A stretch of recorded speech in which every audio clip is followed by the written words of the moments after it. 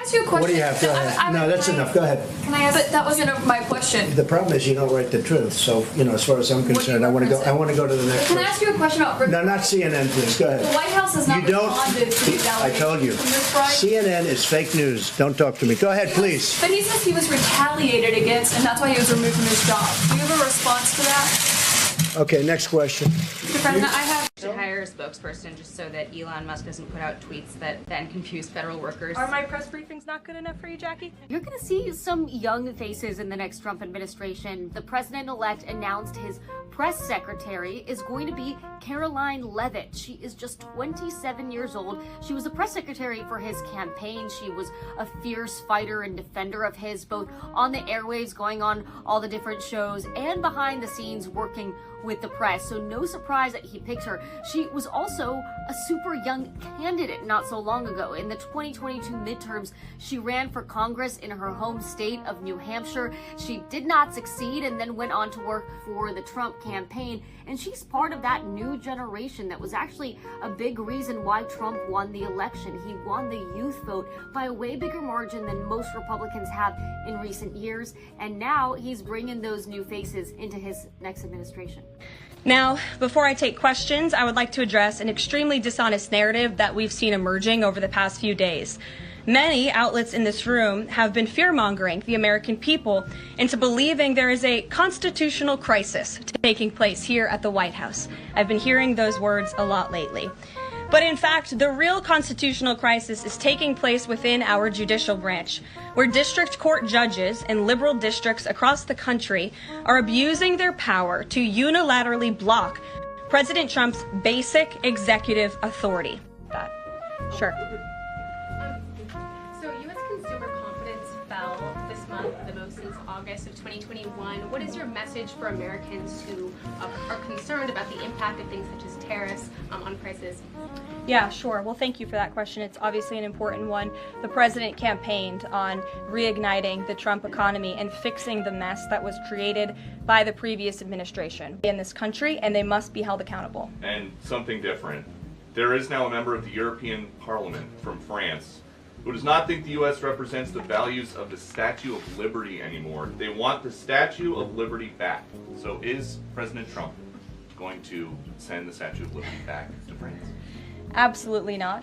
And my advice to that unnamed low-level French politician would be to remind them that it's only because of the United States of America that the French are not speaking German right now. So the United States asked that. Mary.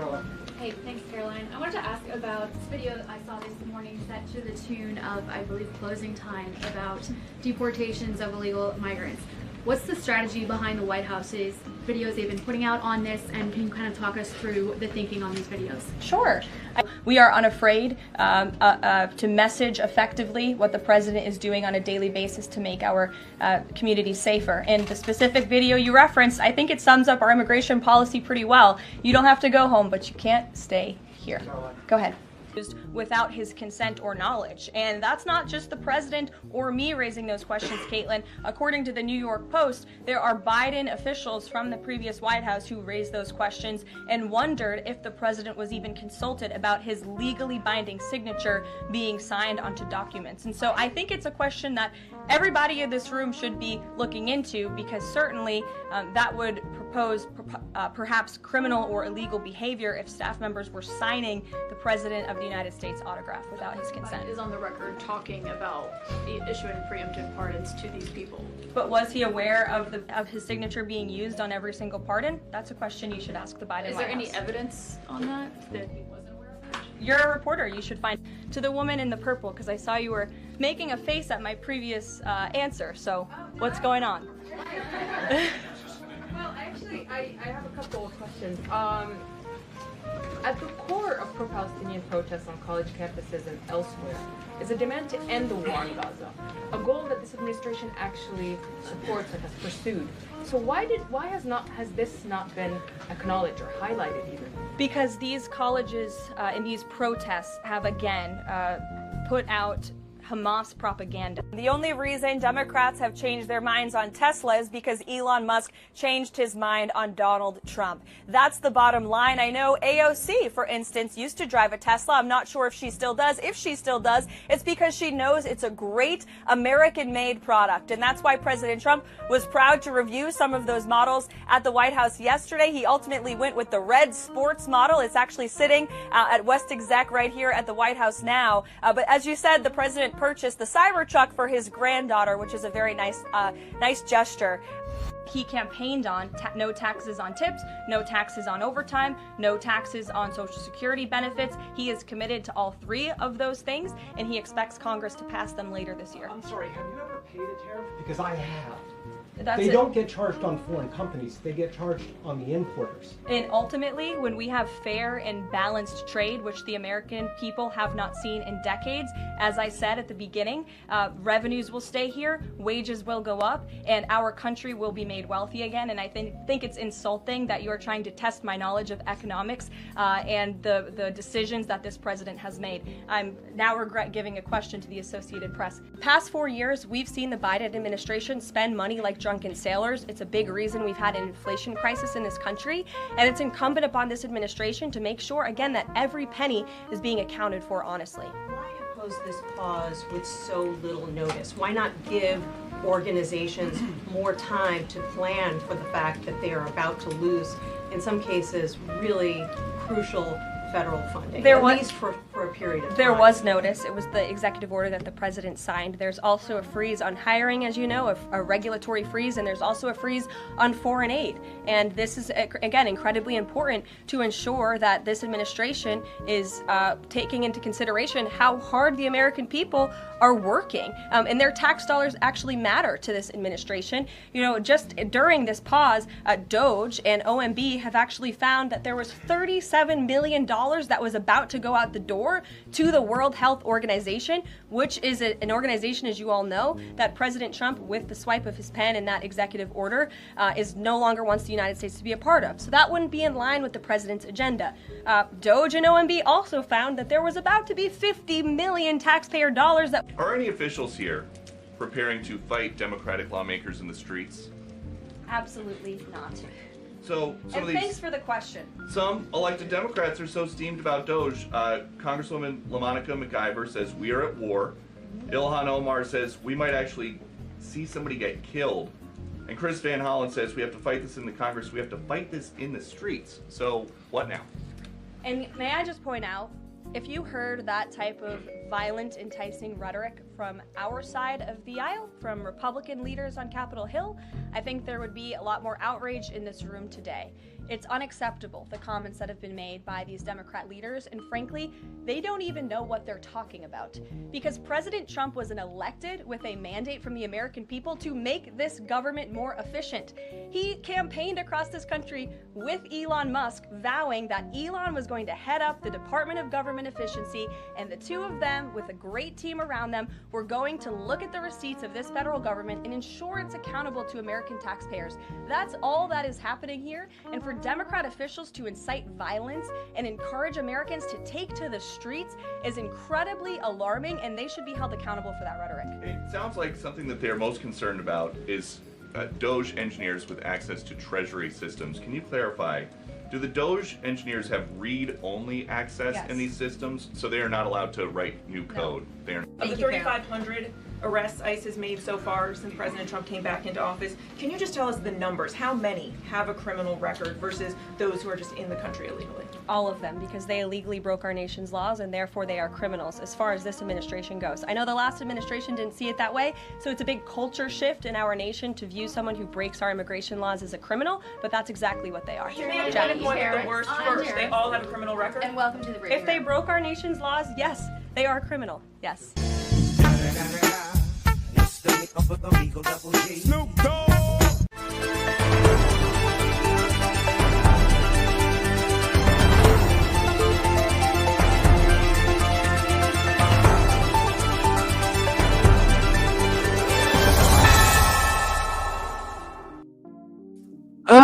Good morning, good afternoon, good evening. Welcome to Ticks, and I am never surprised at how I am never ready even for a live show. How y'all doing today? So let's check in on my favorite sniper, Karoline, leave it. Let's see here. Good afternoon, everybody. Good to see you all. Yeah, we're getting right Since in. Inauguration Day, President Trump has secured trillions of dollars in private and foreign investments. Every single day, more money is pouring into our country, which will create more jobs for hardworking Americans. All right, so you see this? Look at this, 1.4 trillion from the UAE, 600 billion from Saudi Arabia, Hyundai 20 billion. Keep in mind, this is my first time watching this. I knew she did it, but you know, I like to watch these live with y'all so y'all get real reactions. Apple 500 billion. I'm still waiting on that stock to finally grow. It's been crashing. Nvidia over 100 billion. That stock also has been going down. SoftBank, OpenAI, Oracle 100 billion. I need to look at their stock.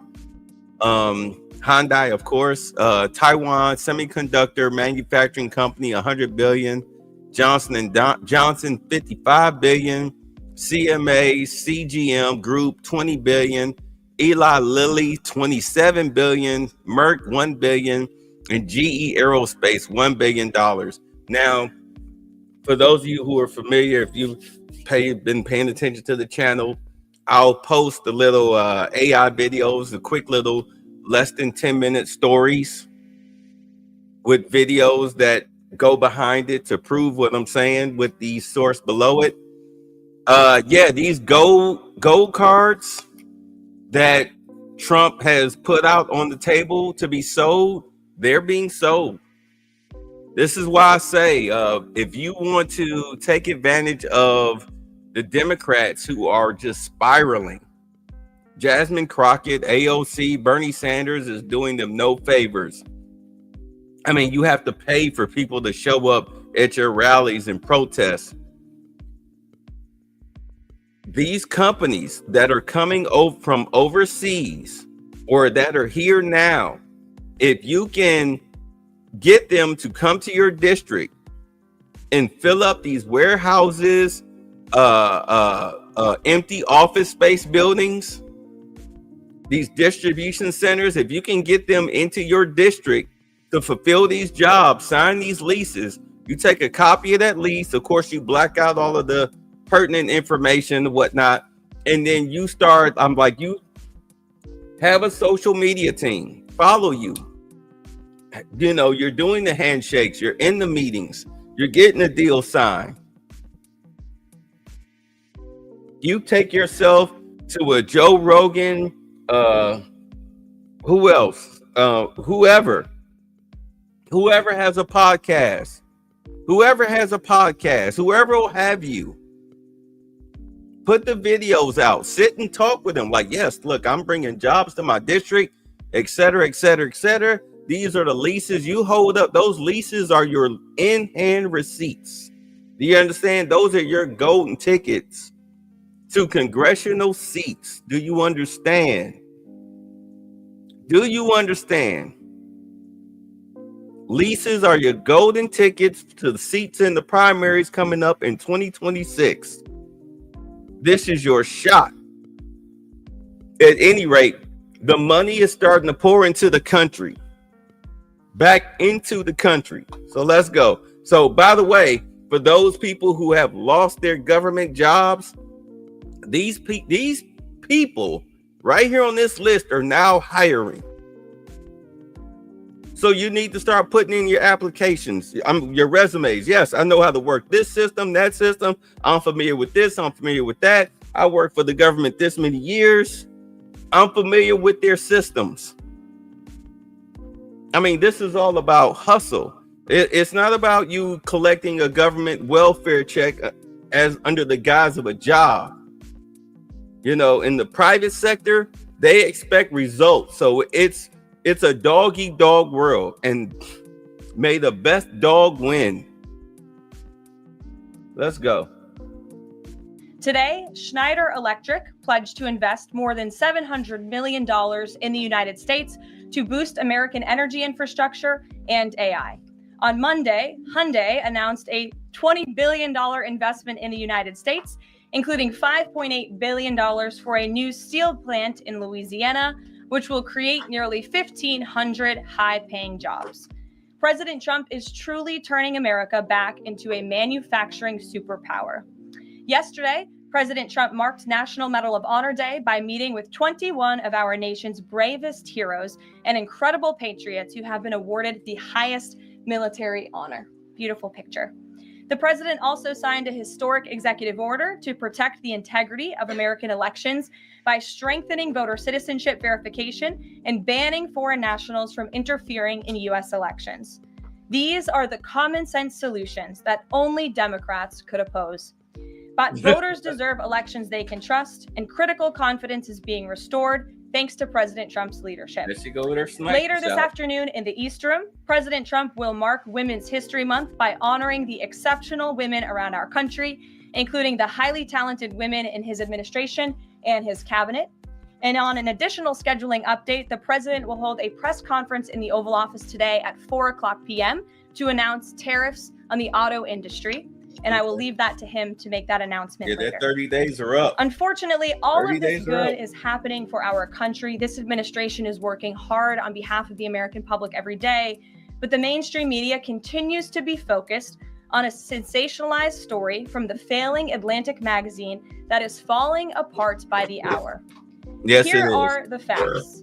The National Security Advisor has taken responsibility for this matter, and the National Security Council immediately said, alongside the White House counsel's office, that they are looking into how a reporter's number was inadvertently added to this messaging thread. We have said all along that no classified material was sent on this messaging thread. There were no locations, no sources or methods revealed, and there were certainly no war plans discussed.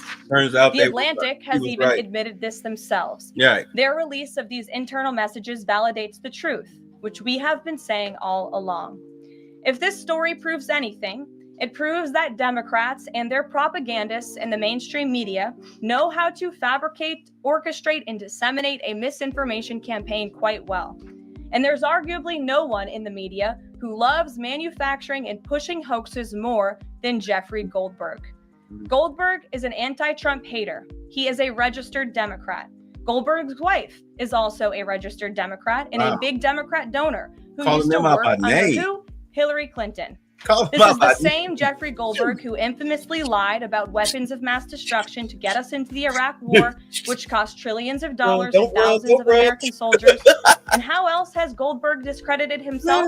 By absurdly claiming that President Trump was Vladimir Putin during the 2016 campaign, by peddling the Russia hoax that tried to hijack President Trump's first term, by inventing the suckers and losers hoax to help Joe Biden in the 2020 election, by peddling a hoax about President Trump involving Gold Star families to help Kamala Harris in the 2024 election, which our campaign at the time vigorously denied. Jeffrey Goldberg didn't care.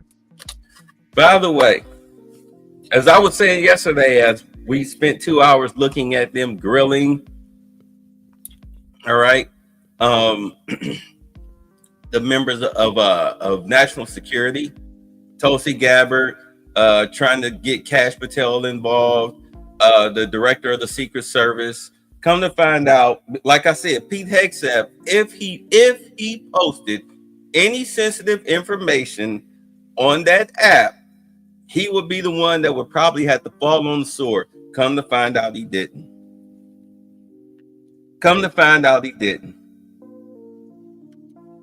There's more, but we don't have all day, and we can now add this signal hoax to this very long list.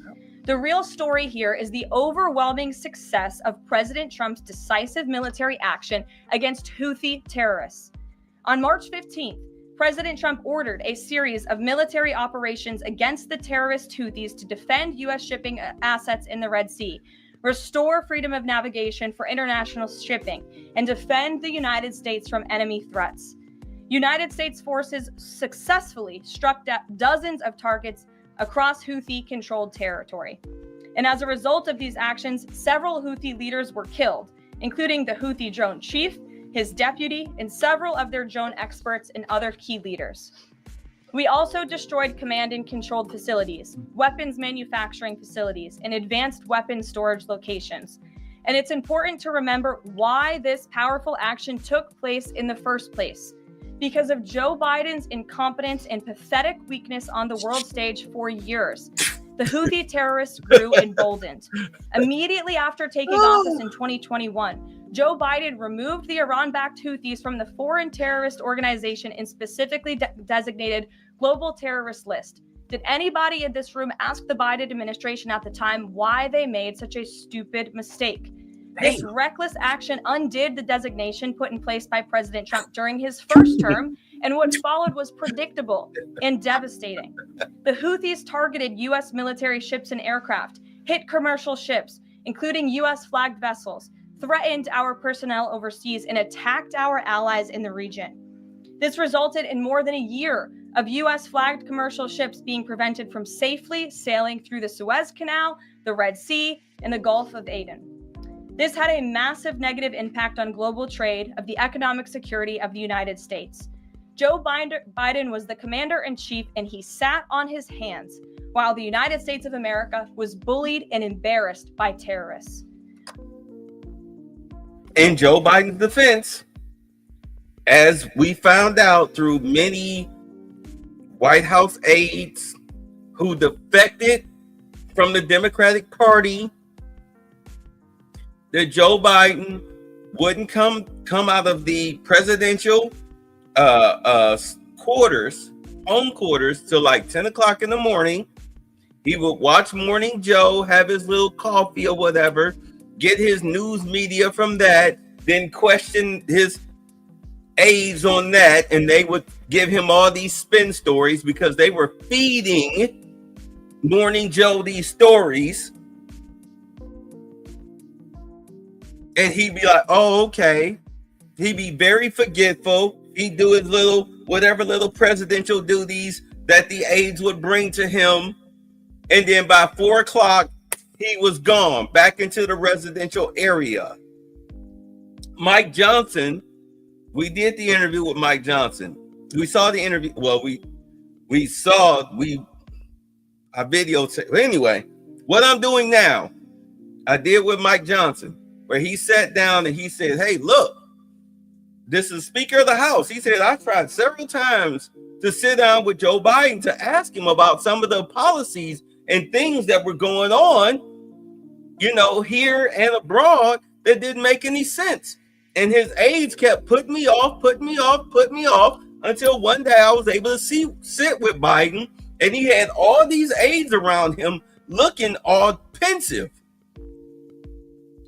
So Biden dismissed them. He said, you guys can leave. I'm here with Mike Johnson. You guys can leave. And Mike Johnson asked him a series of questions. Did you know you did this? You did that? You did that? He's like, no, I signed for this, that, and the other. And Mike Johnson's like, no, you didn't. Like, let me tell you exactly what you did or what you're responsible for since before we sat down. And Mike Johnson told him all the craziness that was going on in Joe Biden. He said Joe Biden looked at him like, what the hell? Like, I didn't sign off for that. I was told this, that, and the other. They hid him from the media. We saw him falling down, not just upstairs of Air Force One, but just period. We saw him staring off in the distance. Everybody's standing over here. He's standing here looking off in the distance. He's standing off, staring, looking at service members. He's walking off into the Amazon jungle, the Brazilian jungle. The guy was out of his freaking mind. We defeated Medicaid. Oh my God, that was it. Remember, 3 days later, that's when they tried to assassinate Trump. 3 days after that debate, they tried to assassinate Trump and they failed. And you can pretty much, they conceded the race at that point. They conceded the race at that point. I mean, all of this is history, and this is why I find it so funny that some idiot talking about he had to use Google to look information up. I'm sorry, what is Google for? What do you use the internet for? This is an information machine. We're in the information age. What do you think Chat GPT and all these other AI things are used for? They can bring up all the news articles. YouTube has tons of videos where people covered this stuff. This is why regular media, you know, your little Democratic media that you love to, you know, be on your knees and for thinking that what they saying is true. Why do you think that their ratings are in the toilet? Why do you think they're firing people like Joy Reid and whatnot? Because the lies, nobody is watching them lie to them anymore. With USAID and the Department of Education and other institutions that Trump, through Elon Musk, they've been cutting the money. Why do you think all of a sudden now, why you have people losing hundreds of thousands of followers and subscribers and everything across media, all media, especially social media? These people were spending their money on bots and fake advertisers and fake viewerships and everything. Now that the money is being cut off, you're really seeing that nobody is paying CNN, MSNBC, ABC, NBC, and CBS. They're not paying those news outlets, those little letter alphabet news organizations any attention. Any attention. I'm not a Fox News watcher, but if they bring somebody like a Tom Homan and who's the mayor of New York? The black dude. Good Lord, I can't believe I forgot his name. But if they bring them on the set and they do an interview with them, I know I'm thinking Alvin Bragg, but it's not Alvin Bragg. It'll come to me. I'm old. But if they sit down and they do a 10, 15, 20-minute interview with them, then yeah, let's go with Fox News because Fox News is getting the interview. If CNN is getting the interview, I'll go to CNN. If MSNBC is getting the interview, I'll go with them. And if you notice on Democratic media, those people who are in the Trump administration, those people are straight up sunning Democratic media, calling them on their garbage. Calling them on their garbage. I want to hear it straight from the horse's mouth. What are you saying?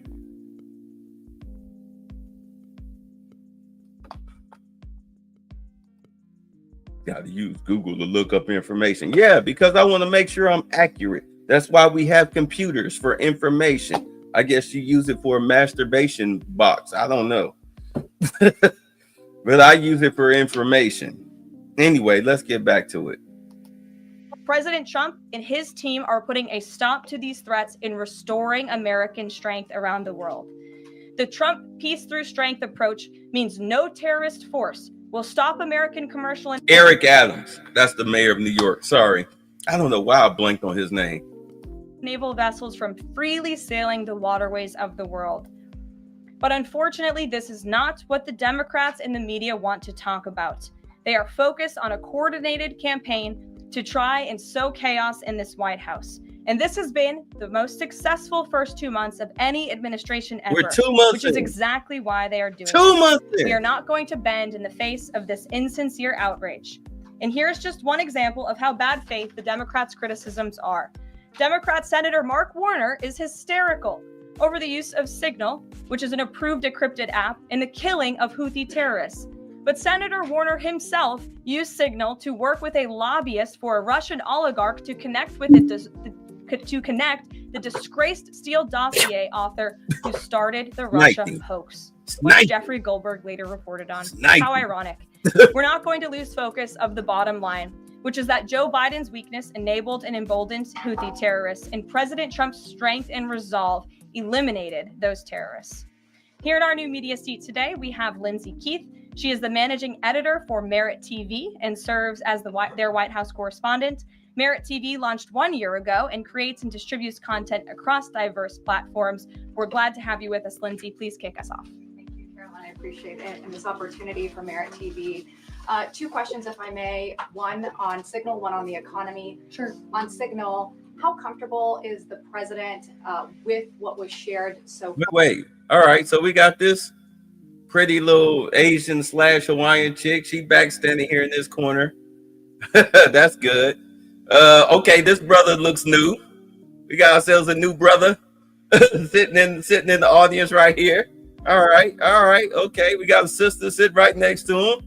Okay. All right. We got this douchebag, Caitlin Collins, who Trump. I got to get into that. Trump pretty much dissed her again. Okay, here's a black woman right here, looking like she, whooped her kids when they were little. Here's is this the CBS black chick or the NBC black chick? I can't tell. We'll see. But here's a black woman sitting next to her. All right, because y'all want to racially diverse the White House press room. Let's see here. All right, here's a brother right here. All right, and that's pretty much what all I can see. This looks like an Iranian woman or a Muslim woman right here. I'm not sure if that's a mask or if that's part of her headgear. I don't know. Hard to tell, but they in the house. We in the house. It's fine. All right, so let's get back into this. Now that the chain has been released? The president's view on all of this remains the same today as it did yesterday. And I think it speaks volumes about the leadership of this president that he went directly to all of you, members of the press corps. He was asked, do you want someone else to go out and do a briefing? And he said, no, I will tackle this story. I will discuss it. The people need to hear from me about the situation. And so his thoughts on this remained the same today. He has placed great trust in his national security team. And as for the usage of Signal, as the president said yesterday, as the CIA director has testified under oath, this is an approved app. It's an encrypted app. The Department of Defense, the Department of State, the CIA has it loaded onto government phones because it is the most secure and efficient way to communicate. As for, again, the original situation in this messaging thread, the National Security Council, the White House counsel's office continues to look in to how this mistake, which the National Security Advisor has owned, occurred. And the president has ensured they are doing that.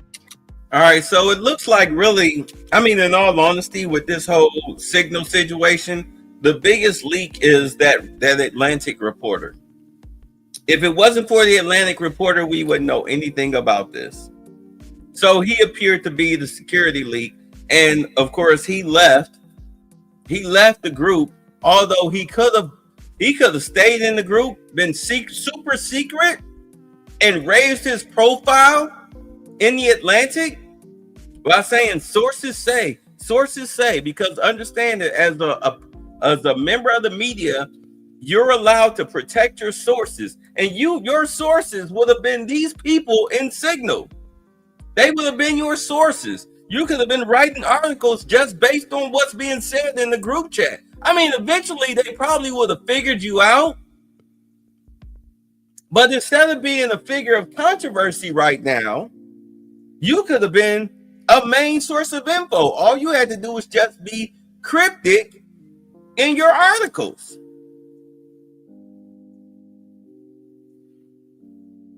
But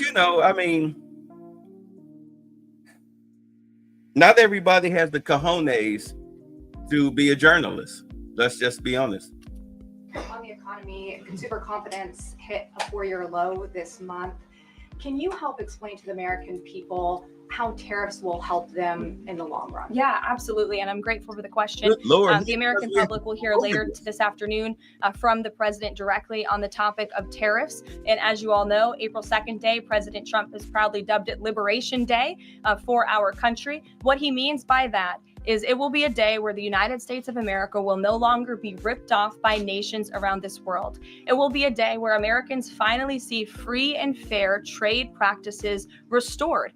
We are no longer going to allow our allies, our competitors, and our adversaries to take advantage of American workers. And if you think about your hometown in the state that you grew up, Main Street looks a lot different today than it did many years ago. And President Trump wants to restore America as a manufacturing superpower around the globe. He wants products to be made right here in the in our great country with great, hardworking American hands that will ultimately result in higher wages and more money in the pockets of the American people. And he's also, in addition to tariffs, also determined to pass tax cuts later this year, as he did successfully in his first term, to put even more money back into the pockets of hardworking Americans. Peter. Yes, again, people keep going over this tariff thing. You have the corporations that are buying these gold cards. They're buying these gold cards.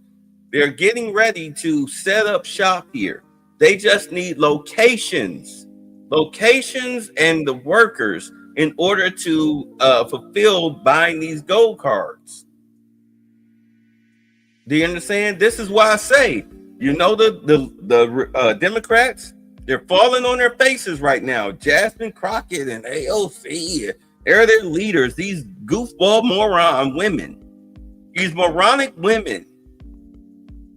They're the head of the Democratic Party right now. The media, the Democratic media is putting them out there. I mean, it's so bad for Democrats. They're even trying to put Stephen A. Smith out there. I mean, good Lord, how pathetic are you? If I'm anything outside of a Democrat, again, who are these companies? What are they looking for? How much space do they need? Cool, I've got all these warehouses and office spaces on my desk. How much? Okay, they need 1,200. How many do they need in the front office? 800? Oh, okay. Cool, I got this building right here. They leasing. I can get them to cut a deal on the lease.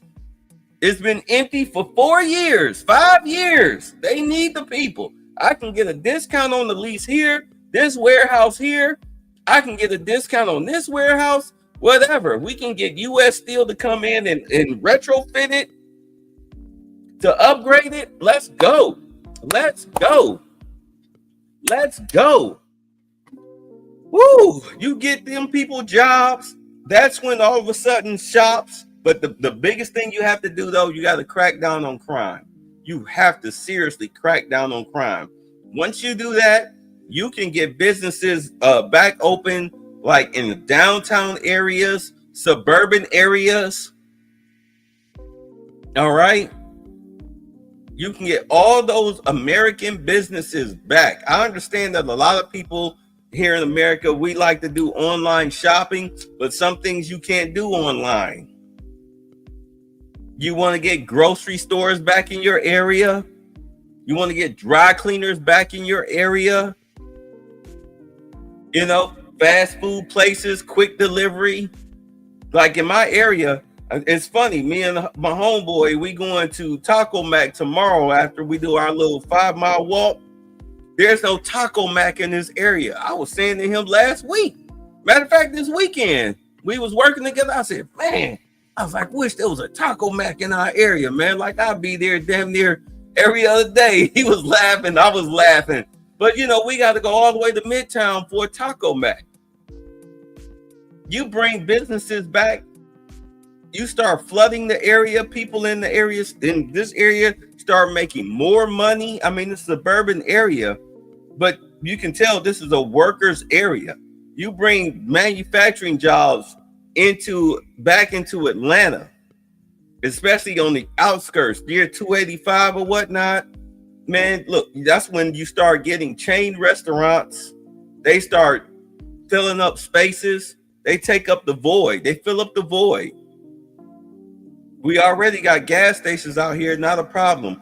But you get theme restaurants, because, you know, you don't get too many, you know, reservation steakhouses nowadays, but you get a lot of theme restaurants. You get grocery stores, you get, you know, shops like Roses and all of that stuff.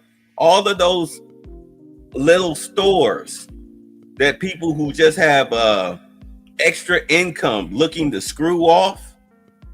Yeah, that's how, once you know you've got jobs in that area, you look at the economic growth of an area, that's when little stores like that start coming into your area, like on your main roads, your main strips. They start filling up empty spaces. They turn vacant apartment complexes. Either they refurbish them or they tear them down and they build you know, whatever, eateries and all of that stuff. They start doing that. That's how your neighborhood changes. It changes because of the economics. And the only way you can change the economics of an area is that you have to bring in jobs that employ at least at minimum 300 people.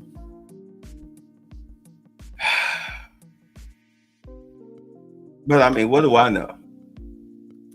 I can ask you very quickly about the information we've seen, just to set the predicate to all this. Has the president been briefed and physically seen he's seen all the details of the chat as printed by the election? I just spoke to the president about it, yes. Then let me ask you, if I can, very quickly. In the chat, Pete Hegseth, the defense secretary, details F-18s, Tomahawks, so some of the weapons that were used. He details the timing involved for this, all of which occurred 31 minutes before, as he says, F-18s would launch. The DoD manual details classified information as significant military plans, saying that is secret, that's classified. So what about, there are no methods, there are no sources, but that's not what determines what's classified. So what is it about what Pete Hegseth wrote that makes you say this is not classified? Well, it's not just me saying that, Peter. It's the Secretary of Defense himself who is saying this as well. And he put out a very strong statement earlier today, listing all of the things that were not included in that message that he sent to the group.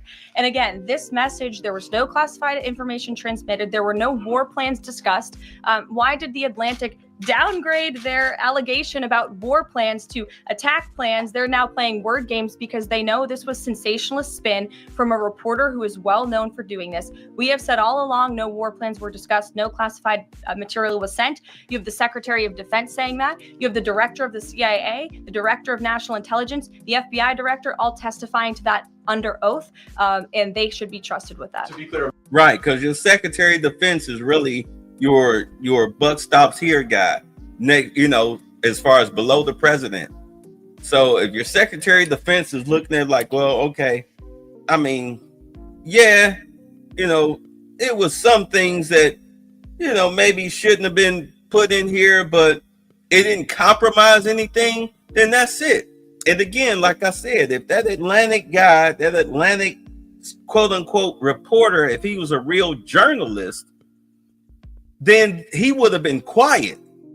If anything, people would have been questioning him. What are your sources? Like, I can't reveal my sources, but as y'all can see, this is what happened.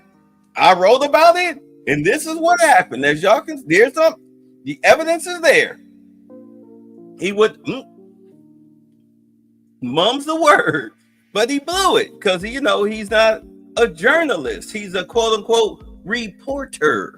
There's a difference. Americans can make the decision for themselves, but whether it's you said it's not war plans. Would you characterize these as military plans, military operation plans? I would characterize this messaging thread as a policy discussion, a sensitive policy discussion, surely, amongst high-level cabinet officials and senior staff. And I'm so glad, Peter, that you said the American public can decide for themselves, because I think the American public should decide for themselves based on the outcome of this operation. And what happened in this operation?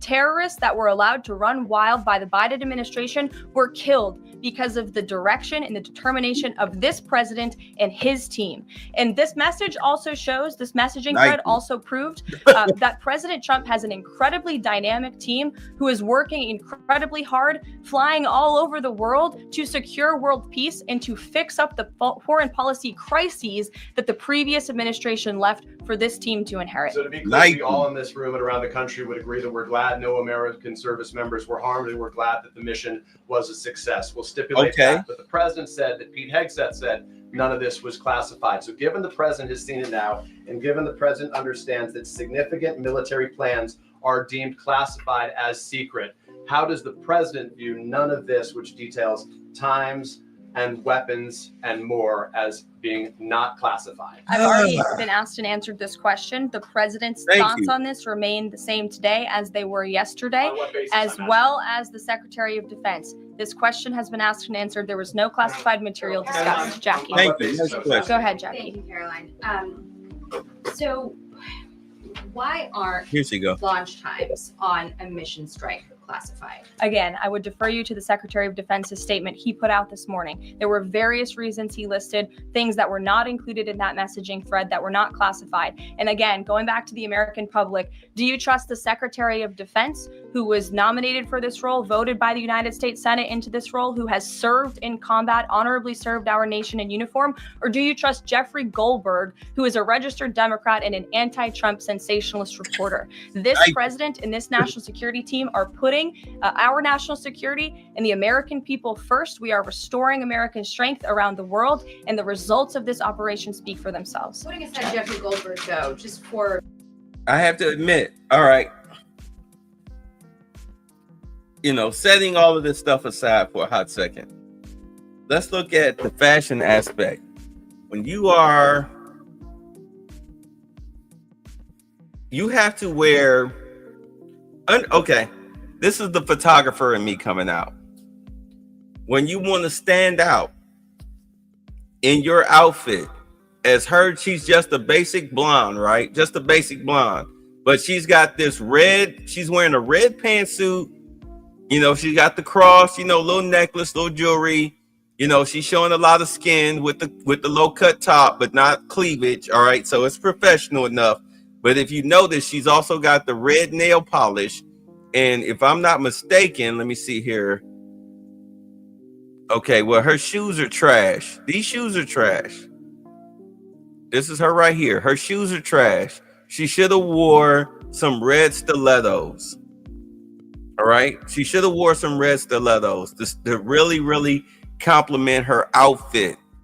Because this is a bad pantsuit. This is a really nice pantsuit. Just like with this black woman here. You see, she's got on the pantsuit too. She's got on the low cut blouse, sort of like she does with the V-neck. She's got the necklace. But if you notice, her shoes match her blouse. All right. So this is not the chick that I thought it was. All right. But if you notice, her fashion sense is popping. Black shoes, black blouse, money green, dark green pantsuit. She popping. And I have to give it to Caitlin Collins. Caitlin Collins can dress too.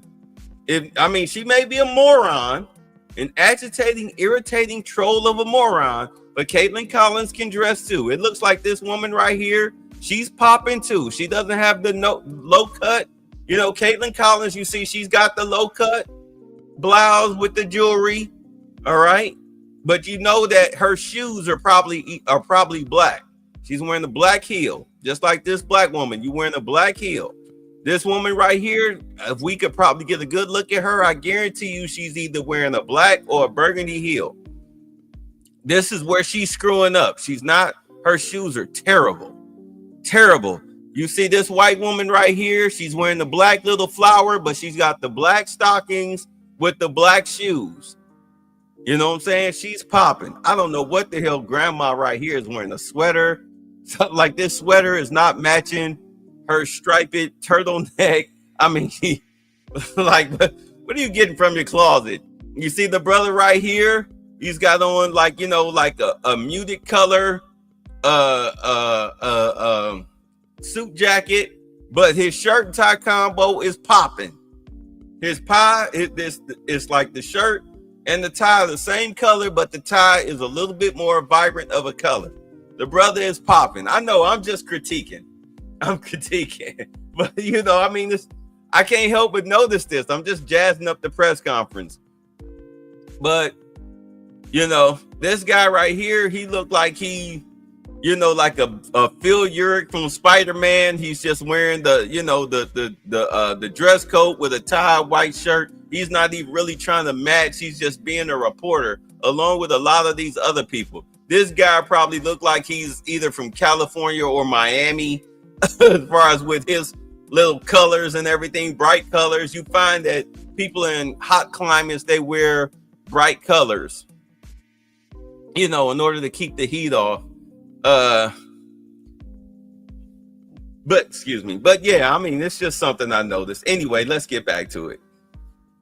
I just had to call that out. I had to call it out. Let's go. mission strike classified. Again, I would defer you to the Secretary of Defense's statement he put out this morning. There were various reasons he listed. Right. You see Karoline Levitt, she's a typical blonde chick. She's got the green, she's got the beige, low cut blouse, not showing cleavage. The only thing she's missing is a necklace. She's missing the necklace. But this is a professional outfit for a professional businesswoman outfit where you want to maintain your femininity but still show your professionalism. I just wish she had on a necklace. That would have set her outfit set her outfit off, just like all the other women who are wearing the low cut or V-neck blouses, but they got the necklaces. It sets off the outfit. That's the only thing she's missing. But maybe she'll get a stylist to help her out. Whatever, let's go. I'm sorry, let's go.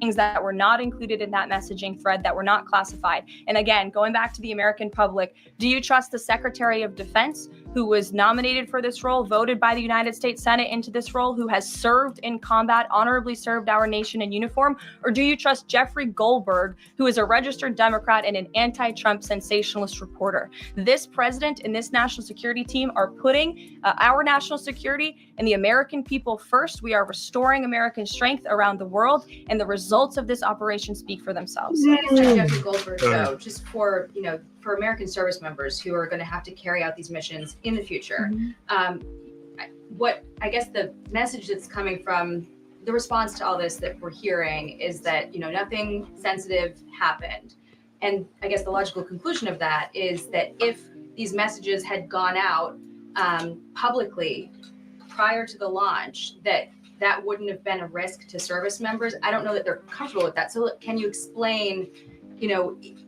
had these messages been published, would the plans have moved forward? Would the launch have still taken off? What I can tell you. Okay. You know what? I'm going to give him a little bit of a pass because he's wearing the black suit jacket with the white shirt with the black and white tie, although that tie is terrible. That tie is terrible, but that's why I gave him the Phil Urich look. That tie is terrible, bruh. But you know what?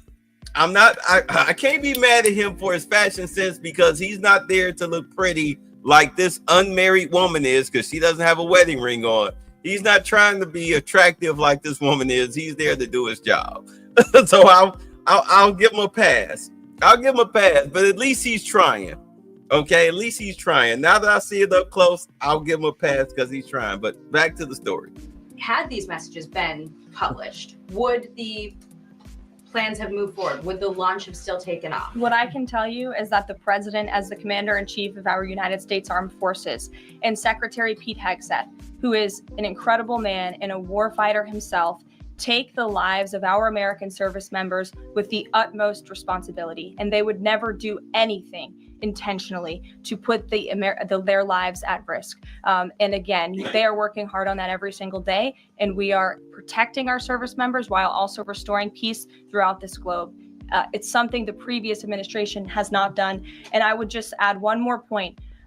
We are not going to be lectured about national security and American troops by Democrats and the mainstream media who turned the other cheek when the Biden administration, because of their incompetence, left 13 service members dead in Afghanistan, and not a single person in the previous administration was held accountable for that botched withdrawal. Joe Biden said, in fact, it was a great operation. That is despicable. It's unacceptable to this president and this Secretary of Defense. The National Security Advisor has taken responsibility for this inadvertent number being added to the messaging thread. But above all, we take the lives of our troops, safety, security, prosperity around the globe with the utmost seriousness. Goldberg's intentions, do you believe Jennifer, that he go would ahead. release that to embarrass the administration ahead of the worldwide threats? Jennifer, go ahead.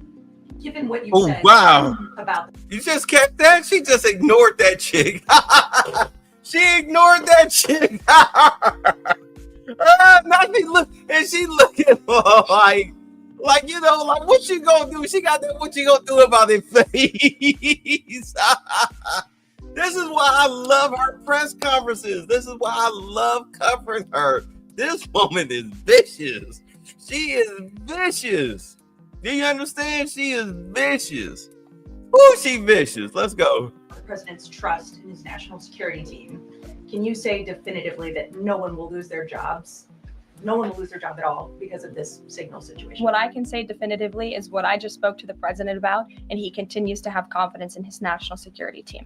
Caroline, one more. Can I ask one more, Karen?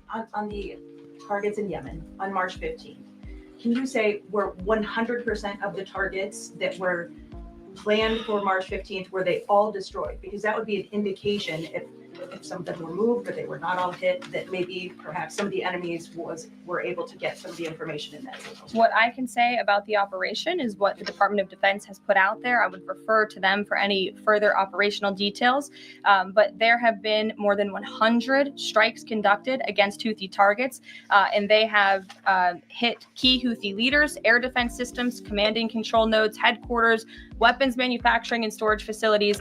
And these operations will continue until the freedom of navigation in our seas is restored and U.S. shipping can safely transmit without the fear of attack. And again, we believe that this has been a very successful operation thus far, and it will continue until this administration feels it no longer has to, and these terrorists have been taken out, which again is something previous administration should have done, but they didn't, and now we've inherited this crisis. Stephen. Understand, the Houthis are attacking the shipping lanes between the U.S. and the Panama Canal. For those that don't know, what about the Houthis? The Houthis, I don't understand. What are the Houthis doing? They're attacking the shipping lanes between the U.S. and the Panama Canal. Therefore, goods and services have to travel down along the bottom rung of the coast of Africa, where the Atlantic Ocean and the Pacific Ocean meet. That is the most treacherous waters in the world. Is at the bottom of South Africa, because you have two opposing oceans with two different water flows crashing into each other. A lot of cargo and lives are lost when they have to traverse that route. You get less goods and you lose crew members and you lose money traveling those routes, not just by time, but also that area sinks ships, kills people, men drown. It's dangerous as hell. So therefore, you have to eliminate the Houthis. So therefore, goods and services, as much as, you know, the Democrats are complaining about, oh, the prices are up, the prices. Yeah, you stupid bastard. Because the Houthis are making transport into America through ship, through the ocean. They're making it terrible. So you take out the Houthis, and now the Panama Canal becomes a safety zone for goods and services to travel to America, more goods and services. Thus, the cost of things go down. Because they can meet supply and demand and time with the basic manpower that's allotted. That's why he had to take out the Houthis. Thank you, Caroline. I'd like to clarify something about the investigation and also ask about some conservative commentary. On the investigation, Mike Waltz said last night that he had spoken to Elon Musk. Wait. About figuring out here how he is. Jeffrey Okay. Goldberg's number got in his Let me phone. bag it up. I'm sorry. You mentioned the I'm sorry. NSC and the Here White House y'all Counsel's go. Office about how investigation might be something about. And now we've inherited this crisis. Stephen. All right, so here he is. I'd like to clarify something about the investigation and also ask about some conservative commentary. On the investigation, Mike Waltz said last night that he had spoken to Elon Musk about figuring out how Jeffrey Goldberg's number got in his phone. You mentioned the NSC and the White House Counsel's Office investigating. Can you just clarify who is investigating, who's leading that, and also Dave Portnoy, who endorsed President Trump, said today that he thinks that Mike Waltz should leave. Could you respond to that? Sure. Great respect for Dave Portnoy, but I just answered that previous question from Jennifer. As for your original question about who's looking into the messaging thread, the National Security Council, the White House counsel's office, and also, yes, Elon Musk's team. Elon Musk has offered to put his technical experts on this to figure out how this number was inadvertently added to the chat. Again, to take responsibility and ensure this can never happen again. Right. So basically, again, who added him to the group chat? We need to know who added him to the group chat. Once we know who added him to the group chat, we'll go through your contacts. We'll vet the people in your contacts. Hey, these people got to go. Why are you talking to these people, et cetera, et cetera, et cetera. Basically, you're going to have whoever added him to the group chat is going to go through an interrogation process. Let's just be honest. But this is what kills me with today's media as far as there's a difference between a reporter and a journalist. These people are reporters. They come in with their prefabricated questions. And although Karoline Leavitt has already answered these questions, because they have it preloaded in their mind, they ask it anyway. A journalist will hear somebody ask the question that they slotted to ask and be like, oh, okay, well, let me find something else. You're supposed to go in there with at least a preloaded list of at least 10 to 20 questions in case you get called upon. And you're supposed to cross questions off of your list that's already been asked and answered and taking your notes. Oh, I need to check Sheila Johnson, Wall Street Journal, because she answered the question, whatever. Even a skilled journalist will come in there with a tape recorder. Sometimes even with their phone, they'll be holding it up, recording, getting the answer, so that way they can cite the source. If their question that they wanted to ask has already been answered, like I said, Sheila Johnson, Wall Street Journal, would ask this question. This is what the response was. Then you can add the link at the bottom. But this is your question, your specific question that nobody else asked. That's your leading article. Oh my God, these people are not journalists, they're reporters. There's a difference. Good Lord. It's like when you have, like if you're in a car, there are people that are drivers and there are people who just drive. People that like to drive, that just drive, they're the people who do 65 in the far left lane, in the fast lane, and then get mad at you because you're zipping, almost cutting off their bumper to let them know, hey, you're in the wrong lane, scoot over, get over. Then they get the hit, and then they get over a lane or two. I'm going too slow. These guys are maniacs. Yeah, because the left lane is for people who are doing at least 10 miles, 5 miles plus over the speed limit. And if somebody's riding your bumper, get the hell out the way. These are people who don't get out the way. They be doing 55, 65 in the fast lane and think that you're the problem.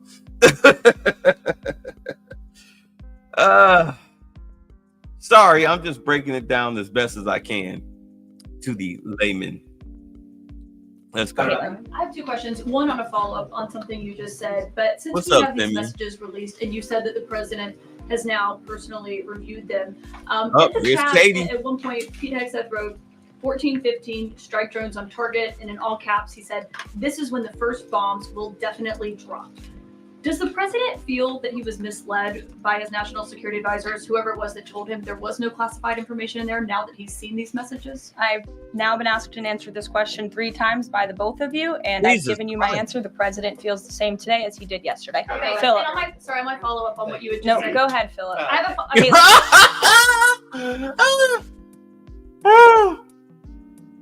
She just sniped Katie Collins. She just sniped her. You asked the question. It's the third, fourth, fifth, sixth, seventh time somebody's asked me this question. I'm not giving you a follow-up. I'm moving on. Peep it. That's why I love her press conferences. Okay, so here's Caitlin Collins, that nasty CNN reporter who We're not sure if she's actually a woman or not. She's a they them as far as we're concerned, until some nudes get leaked or anything. She's a they them.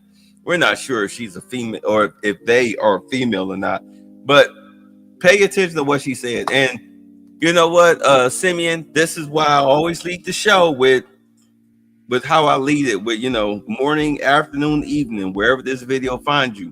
Because sometimes y'all don't get the notifications, y'all catch it on a replay. So anyway, let's get back into this. And by the way, I started early. Normally I start about this time, 9 o'clock, but Charles is going live tonight, and I want to be there for that. He's going live in about 55 minutes. So this is almost over with. As y'all can see, we'll be on Charles's stream tonight, to chop it up, have some good vibes and everything. But anyway, set that aside. Let's get back to this. Watch how she snipes Caitlin Collins. That told him there was no classified information in there now that he's seen these messages? I've now been asked and answered this question 3 times by the both of you, and I've given you my answer. The president feels the same today as he did yesterday. Okay, Philip. I might follow up on what you had just said. No, go ahead, Philip. Caitlin, I'm not taking your follow-up. Philip. I have a follow-up on something you just said, though, Caroline. That's Caitlin, I'm not taking your follow-up. Ooh. Philip, go ahead. I've called my name. The vice president seemed to express some frustration that Europe wasn't doing more to police waterways in their backyard, noting in that signal thread that 40% of European trade goes through the Suez Canal. Does the president share that opinion and frustration? And then going forward, should the Europeans be responsible for policing that waterway? Well, the president was asked this question I have no yesterday idea by where the he people was. in the cabinet room, and he answered this question. He said yes. He believes that Europe has been, as the vice president put it, freeloading on the backs of American taxpayers and off the backs of the United States of America, and he wants to ensure that Europe pays their fair share. He's always been very honest and upfront about that, and I think the vice president shares those concerns with him as well. Do understand that Europe feels that they are the bastion of white folks. They feel that Europe feels that they are the king of Europeanicity, the Caucasus Mountains kings. But United States under Trump is just like Putin with Russia. The reason why we call ourselves having this little kerfuffle where Russia is our quote unquote enemy as far as the United States is concerned, is because Russia refused to bow the knee to the UK. All right, the United Kingdom. Russia is its own entity. So in all honesty, our tiff with Russia as the United States, our tiff with Russia is that we're fighting over resources. We refuse to bow the knee. We will not join NATO or anything like that. They are their own independent country. And they join forces with China and other countries in the East. Iran being one of them. These are countries that refuse to bow down to white inferiority of the UK, where they think they're the gods of the world. The US no longer feels that the UK are the gods of the world. If you notice over the past, well, not during the Biden administration. I mean, good Lord, they were like giving sloppy toppy to the UK like crazy. But under the Trump administration, both years, but most especially this term, we're telling the UK, hey, y'all need to handle your own business by yourselves. And if y'all call yourselves wanting us to help you, then you need to pay us for that. You need to pay us because we do not answer to you. You answer to us. This is why Zelensky is having an issue when he left the US, when he left the White House and he went running to the UK and the EU and realized that, oh my God, the EU, NATO, and the UK, the only reason why they have any power is because of the USA. Let me apologize, but then turn around, still trying to force his way into NATO because he wants more money which we're not going to give him, and therefore his life expectancy as the leader of the youth of Ukraine is very, very limited. That's what's going on. It's like suddenly your little brother is grown up to be damn near a foot taller than you. He's been hitting the weights.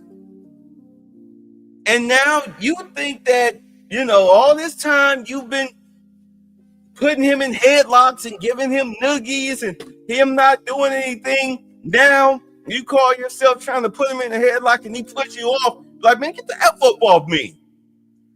And now you're sitting there like, because you felt that strength in him, which was greater than you've ever felt coming from him before. So now you're sitting up there stuck, not wanting to challenge him physically, because now you pretty much have an 85% understanding that he can probably stomp a mud hole in you. Why do you think fathers, they, always challenge their sons, especially you keep playing your son in backyard basketball when he's a little kid, and now he's a teenager and he's joined the team, and he's gotten some skill, and all of a sudden the games are getting closer and closer and closer to the score, to the point where you all of a sudden as a father, you just, I'm too busy, son. I'm too busy. You're out, you're going to the games. The kid is putting up 23 points, 30 points in high school. NBA players don't put up those numbers. Come on, Dad, help me practice. My knee, because your son is eventually going to kick the crap out of you out there. And you don't want to embarrass yourself, because those little basketball games in the driveway, those are tests of manhood. Let's just be honest. And you don't want to suffer that defeat, because if you suffer that defeat, then suddenly your son is going to feel like he's the man of the house. And when you go to discipline him, it's going to be an issue. Y'all might have to get into a fist fight.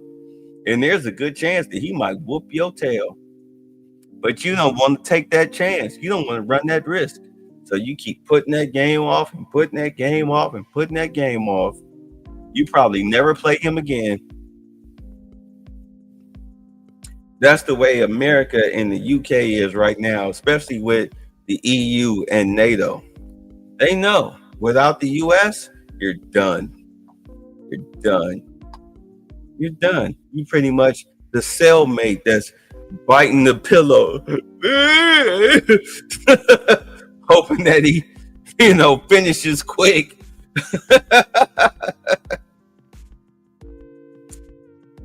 Anyway. Sure. Enlisted soldiers, sailors, and Marines would face consequences if they shared this type of information. Here we go with the same with a reporter. And let's just be honest, this chick right here, she's a cute little 7 right here. She looks like she got some colored blood. She's a cute little 7. This guy right here, you gotta like his outfit. You got the tie, colored pink tie, pink shirt, pink little suit, light pink, pastel. What I think that's pastel. Yeah, little suit jacket. But you got to give his combination. You got to give the brother some props on his combination. No matter where it falls. This guy right here, what the hell are you wearing? He got on a red. What is this tie with this pastel shirt with this suit jacket? What is this, bruh? What is this? At least this dude who's asking the question, he got on the black ratty suit jacket, a muted color shirt, but he's got on, the tie that at least matches his shirt and his jacket. It's an ugly tie, but at least he tried.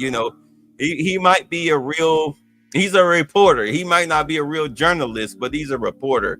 He looks young, so he looks like he's working his way, but he's not making it. But what the hell, bruh? What the hell with you? All right, good combination. Not the colors I would pick. You look like, you might go to a Russian bathhouse. And this is a young guy trying to make his way, and she's, If I was at the local bar in Washington, she was there. Yeah, okay. Let me see if I can at least get you to the back seat of the car. Let me stop. Oh, let me stop. Anyway, let's go. Let's see what his stupid question he's going to ask, which already been asked 17 times today. Let's go.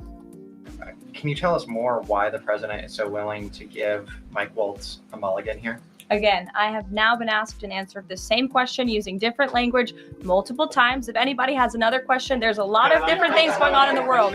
We have tariffs possibly being implemented later today. The president is going to talk about that at 4 o'clock this afternoon. Sure, go ahead. Okay, thank you for taking my question. I wanted to first and foremost thank the administration for the election integrity executive. Oh, she finally asked a question. The cute chick. We're banned from talking about this very subject. So thank you to the administration for that. My question is, yesterday, President Trump, when signing the order, said that there is more to come when it comes to election integrity.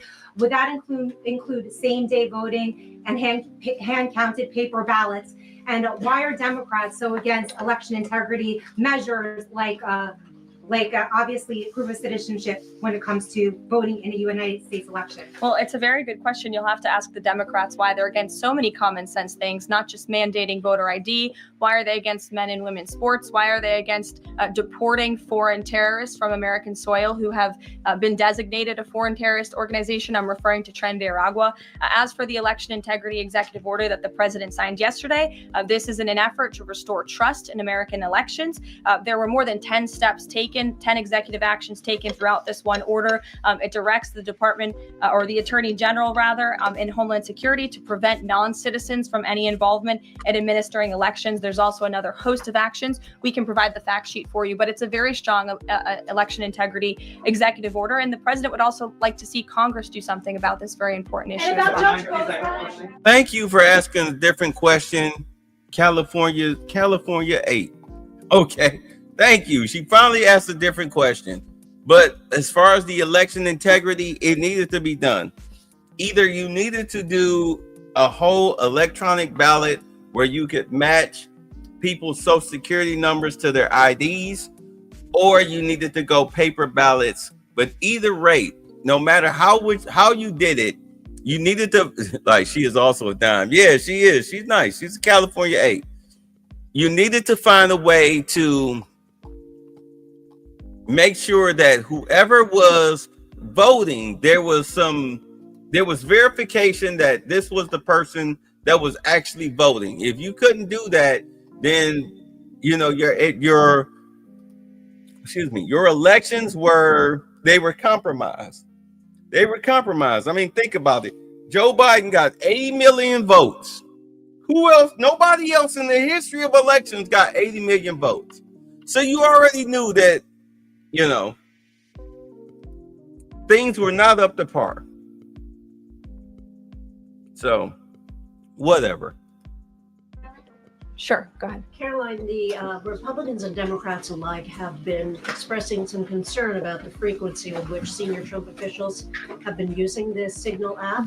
Has there been discussion, or will there be a review about how often they use Signal, and if you could explain to us how they might be considering other applications to get away from something like this happening again? Sure. Well, again, first of all, Signal has been an approved app for government use. It's an encrypted app. And as I said, it's the most safe and efficient way of communicating, especially when people can't be in a skiff or inside a room physically together. I think, as the president said yesterday, he wishes that everybody could be in the room. And it's our goal to ensure that everybody can be. But again, no classified information was discussed in this chat. And anytime classified information is discussed amongst high-level officials across this administration, secure lines of communication are used, including, by the way, our He's already dead. special envoy, Steve Witkoff, who I understand the Wall Street Journal erroneously reported that he was on this Signal chat on a personal device while in Moscow. That is absolutely false. Steve Witkoff did not have his personal device, nor did he have his government device with him. He was given a classified, protected server by the United States government, and he was very careful about his communications when he was in Russia. So rest assured to the American public, this administration is taking every precaution when it comes to protecting our national security. And that's why the American people reelected this president, because they know that our national security is in good hands with the President of the United States. Speaking of the Vice President, I understand he's going to be speaking any moment now. I would hate to counter-program the Vice President of the United States. You'll also hear from the President at 3 o'clock. He will be honoring women's history at the Women's History Month celebration. We have a lot of great women across our cabinet who will be in attendance, so we'll see you all there. And then you'll also hear from the President again at 4 o'clock when he talks about tariffs. So plenty of time for more questions. Sorry it's a bit shorter today, guys. We'll see you later. All right, so I'll try to cover that. I'll cover what happened tomorrow to tonight. I mean, not tomorrow. I'll cover what happened tomorrow night, because there were some things like he addressed the auto industry. That was 43 minutes. I would love to cover that. I don't have the time. I want to make sure that I'm there for present for Charles's broadcast. That's why I started early. Like I said, at least 3 times a day, this presidency, there's always something big going on that needs to be covered. We watch the press conferences and everything because we don't take snippets from other news organizations, especially Democratic leaning, and then we take their word for it. We're not democratically minded here, not anymore, nor are we Republican minded, not anymore or ever. If anything, we listen to what these people say, and as Black men living in this country, which is a capitalistic country, we more so worry about the money. This crap right here, let me see, hold on. Yeah, Hyundai plans fresh $20 million investment U.S., including new Louisiana steel plant as tariff threats loom. Stuff like this.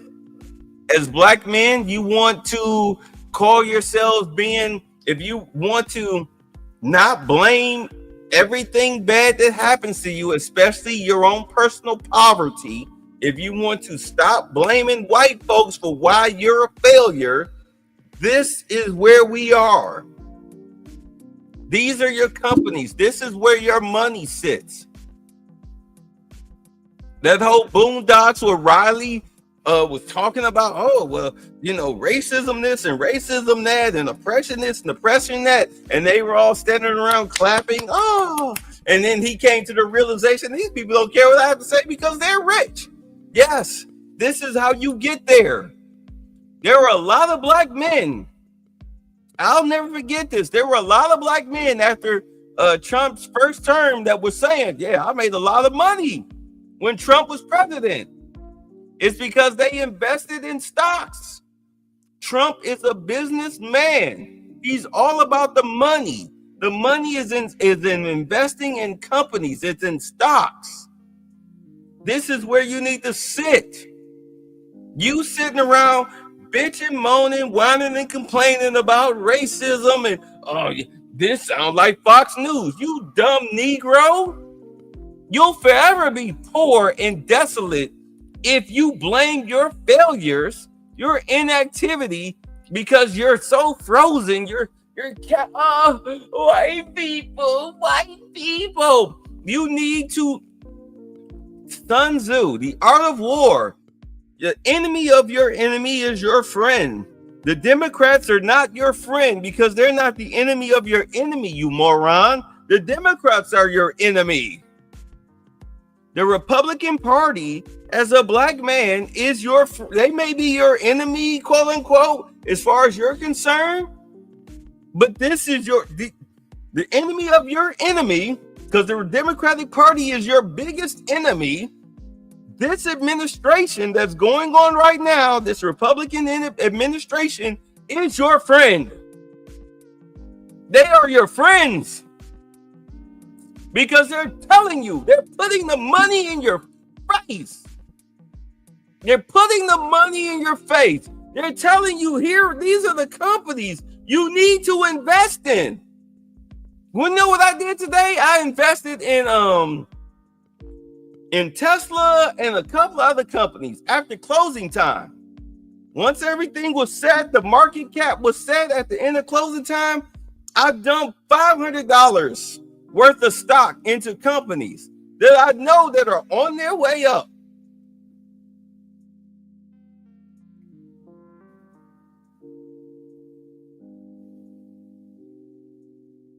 Stop being a stupid black and be a smart one.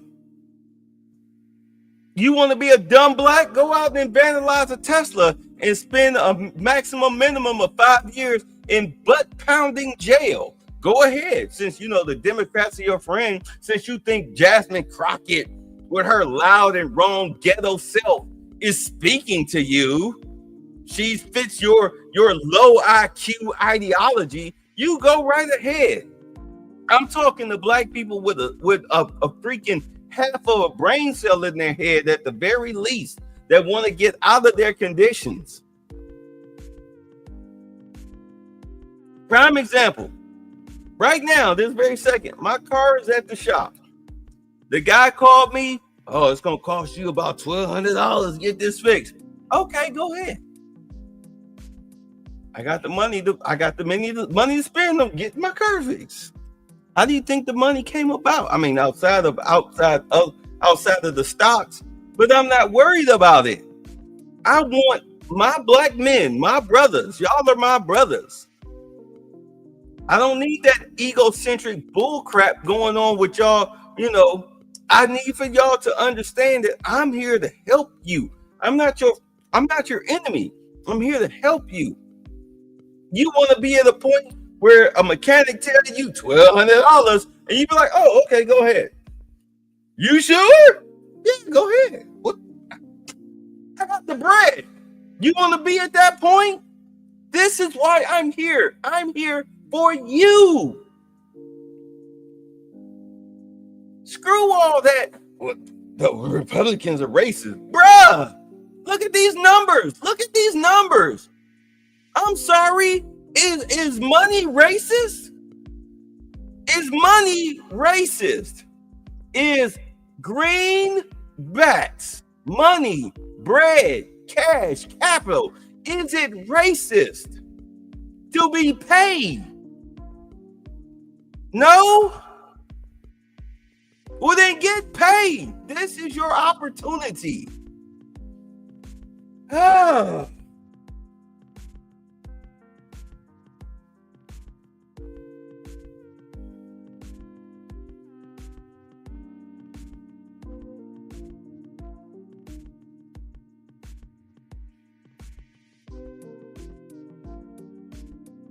Your life is on the line. Chicks don't want to sleep with you. You're living in poverty. The rent is $2,000 on average for now. All right? Jobs ain't paying much. This is how you get in on the ground floor. These stocks right here. This is why I do the Sunday show. Matter of fact, old dude Jesse dropped a bunch of things in my last stock video, money video. And I am not a financial guru or anything like that. I'm just an average brother, just like y'all. I was not born with a silver spoon in my mouth. My father and my stepmother did not create a multi-million-dollar business until I was I would say it didn't really take off till I was 18 years old, but he dropped it on me when I was 15. And for like 10, 12 years, that business grew and grew and grew and grew and grew. Ask Charles, ask BGS, ask Lewis, ask the folks that, you know, that are in quote unquote pro-black circles that's been here for years or whatnot. Ask them. They know who the hell I am. I'm not trying to lord myself over y'all. I'm trying to help y'all get at least to where I am. This is how you get there. Eventually, you got to drop all that, you know, that white supremacist, Trump bad stuff. You got to get, because Trump bad. That's for low intellect people. This dude is a businessman. You can call him stupid or all you want to, but where's your $1 billion? Where's your $1 billion? What is your net worth? This is how you become net worthy. And then once you get this money, where your money works for you and you're not working for your money, you're not worried about your pension, because your pension don't mean nothing. Your pension is a drop in the bucket. You on the French truck. Trust me, if I wanted to, I could be on the French Riviera tomorrow drinking a mimosa, but I have responsibilities. But you, as black men and black women, but mainly black men, because without us, they are nothing. Us as black men, you want to be in that position, this is how you get in that position. Will you be in that position overnight? Hell no. But you will be there by the time this man is out of office. You just got to play your cards right. But it's funny though, my financial videos are the least viewed videos that I've ever done, even back when I had the Embrace Villainy channel. Least viewed videos. Because y'all don't want to think like that. You rather play find the races, or how come this chick don't want to sleep with me? You know what? If that's your ideology, if that's how you want to roll, then you go right ahead. You want somebody to sit there and lie to you and feed you a bunch of BS, then y'all go right the hell on. Go right ahead. Go right ahead. I'm a goddamn capitalist. I'm a conscious capitalist. Without the money, you are forever dirt poor. You are forever blaming white folks for your individual failures. As I grew older, and here's the thing about growing older. The older you grow, the wiser you grow, right? With age comes wisdom. When I hear a black person say, you know, you got to work 3 times as hard as a white person to make it, to me, that don't work for me. What that says to me is that you're a lazy bastard. You have to force yourself 3 times as much to get up and get your butt on to work on time, to dress appropriately. So you have to work 3 times as hard psychologically to actually do your job to the best of your ability. And that's how you wind up getting recognized. In other words, what it is, you have to work 3 times as hard to concentrate to be a better person, instead of letting the shackles, what do we call that? Generational curses. You have to fight. You have to work 3 times as hard to fight the generational curses off of you in order to succeed and be something in life. And the biggest generational curse that we have to overcome now here in 2025, it's 2025. Cops ain't killing us out in the streets for breakfast, lunch, and dinner, and in between meal snacks. And we got a goofy ass black president singing Negro spirituals at our freaking funeral. Them days are over with. You now scream racism, people laugh at you. They laugh, even black folks laugh at you. We too many Tiffany Henyard poster childs out here. Too many. Racism is now pretty much becoming a obsolete, a thing of the past. You had a black chick who sat up here pretended that somebody left a noose on her desk after they did all the forensic reports. Come to find out she did it herself. She pulled a Jussie Smollett. A lot of Jussie Smollets out here playing racist. Yeah, I know y'all don't want to hear that because you know you haven't adopted and upgraded wise mentality yet. You still stuck in the 90s. You still stuck in the Obama era. It's a whole different ball game now. Do you not see that? It's a whole different ball game now. You wanted to be treated fair? Well, now they're treating you fair. If you are a failure, you'll be treated as such. If you're an exceller, you'll be treated as such. I led with the story with the 13-year-old black kid. This dude got a gazillion freaking college scholarships.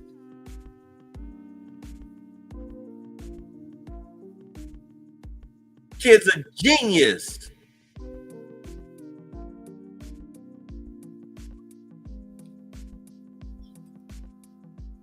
What's up, Jibba? He an hour and 34 minutes late.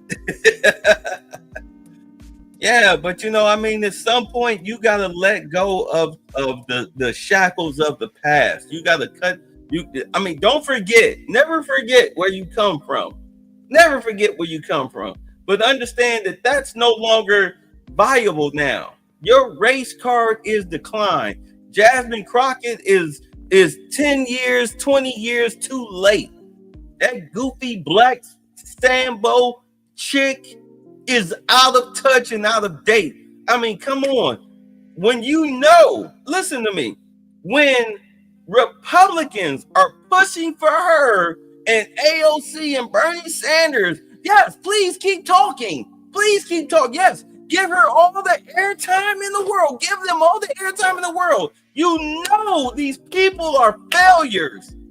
When what you classify, because you have a democratic ideology, if your quote-unquote political enemy is telling you to keep pushing out the people that you see as your saviors, yes, give them more airtime. You know you're losing. They're not afraid of you.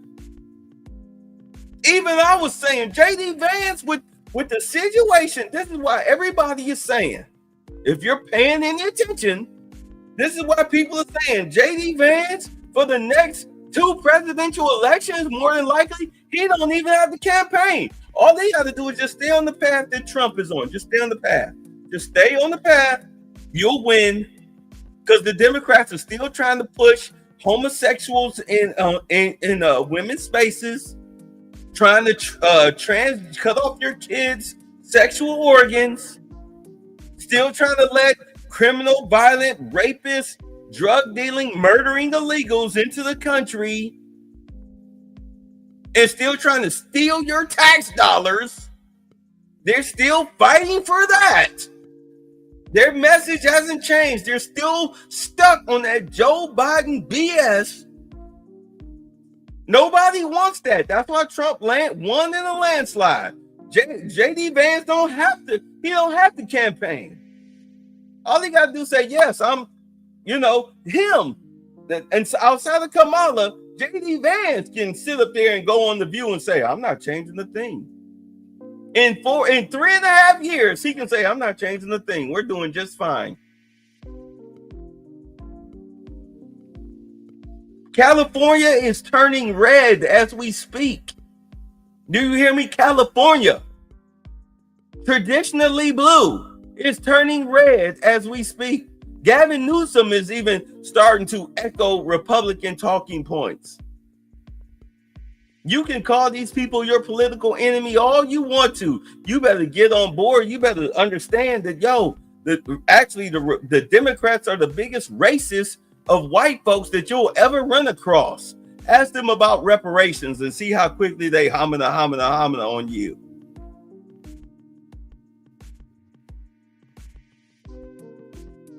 Give it another 5 years. Let Vance get into the presidency. Give him a year or so, and then address him about reparations when the country has the biggest surplus they've ever had in decades.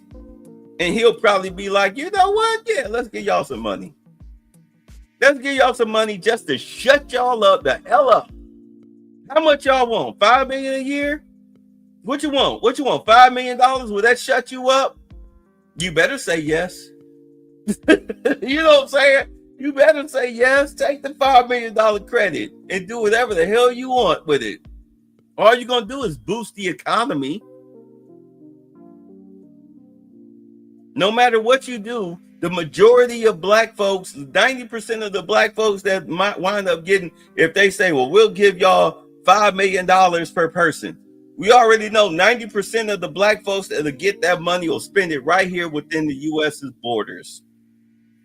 It'll boost the economy even more.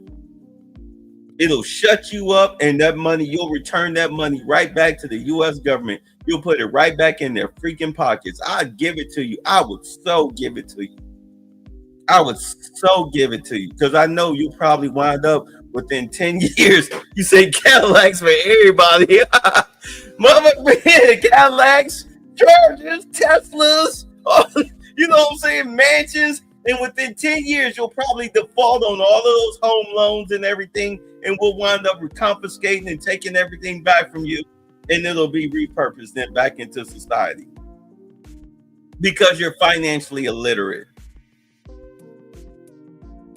If anything, right now, as a black person, you need, now that he's dismantled the Department of Education in black areas, what you need to do, you need to start writing curriculums for your black students, your black boys and girls. Hey, look, we need them to be proficient in home ec.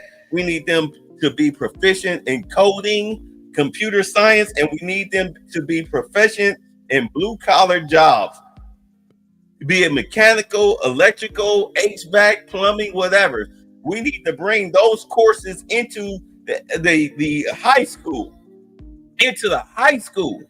Get all that fag shit out and bring in stuff that will actually help our young boys and girls when they turn 18, whether they want to go to college or not, they'll be already prepared. This is your chance. This is why they dismantled the Department of Education. They put it in your hands specifically.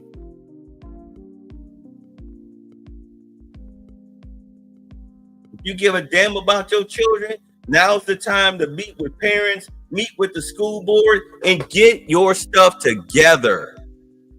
You say contract will retire the new educators for homeschooling and such. Exactly. You write the curriculum. You write the curriculum. This is your golden ticket opportunity. But you're so dumb. You're such a Democratic black that you think, oh, he killed it. CNN said this, and MSNBC said this. Oh, you're a moron.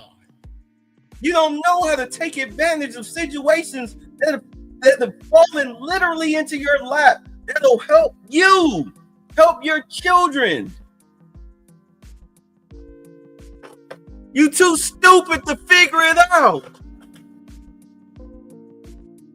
This is all for your benefit. No more specialness. You're no longer special.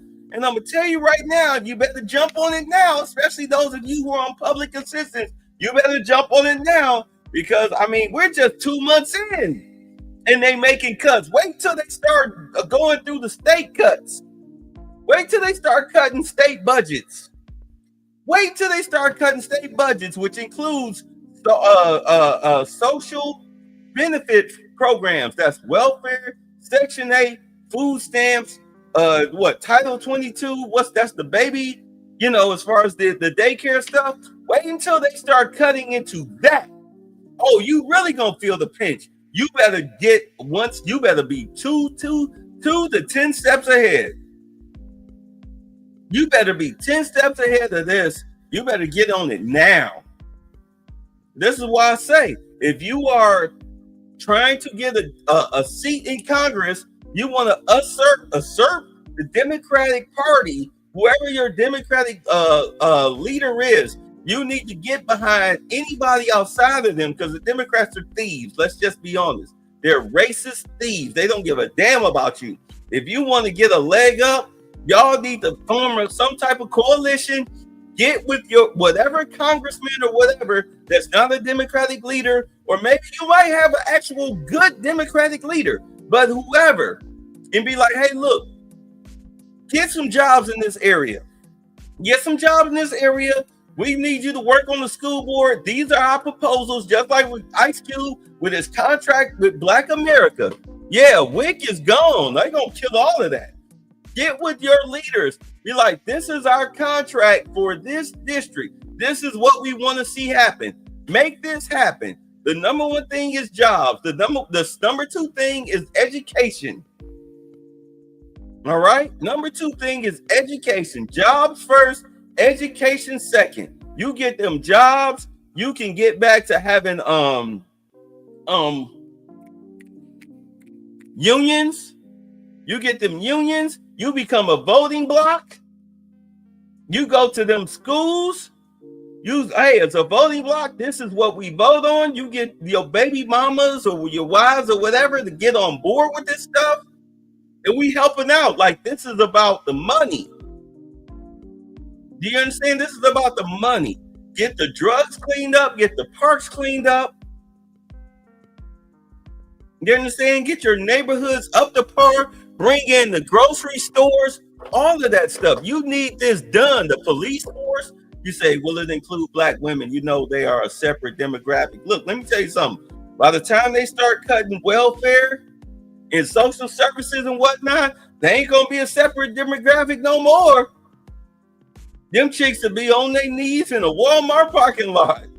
Please, daddy, my baby needs some milk.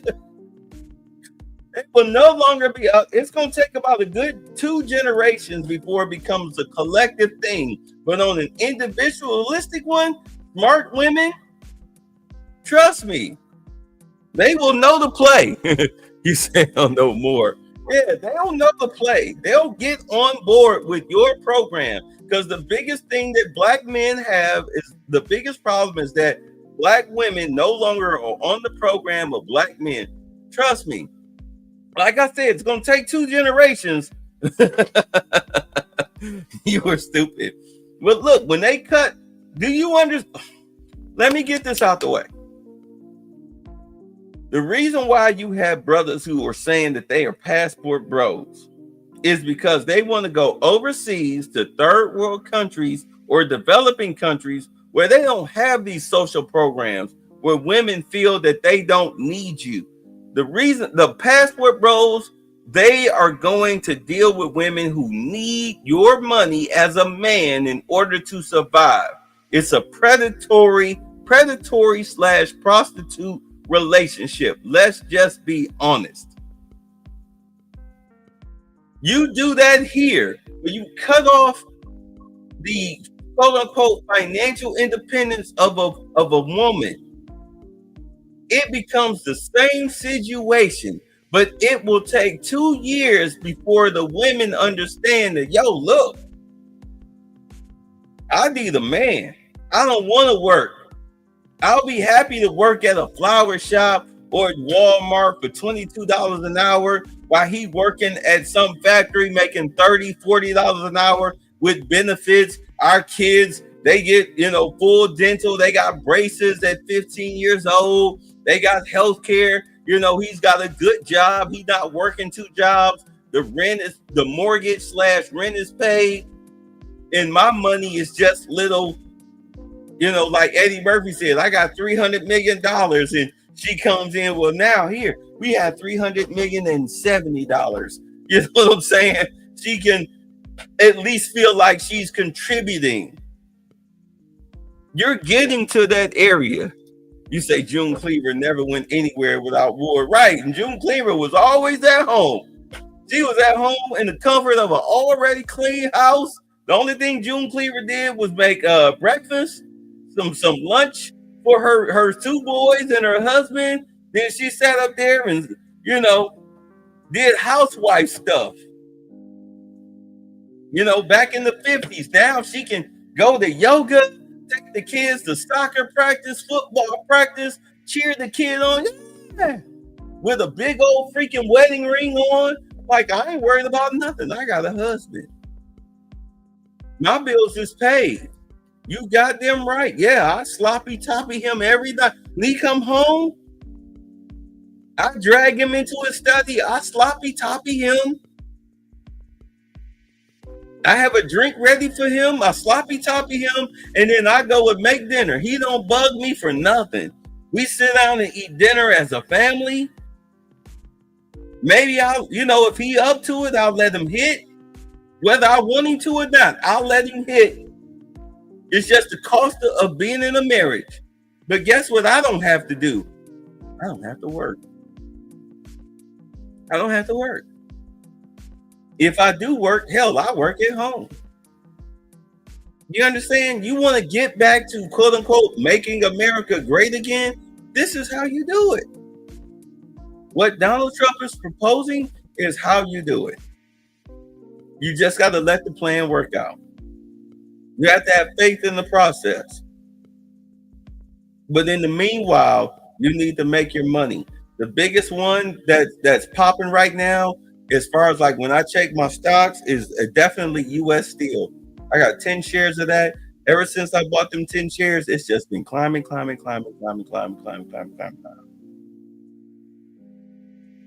I'll cover it in the Sunday show when we do the stock, when we talk about money.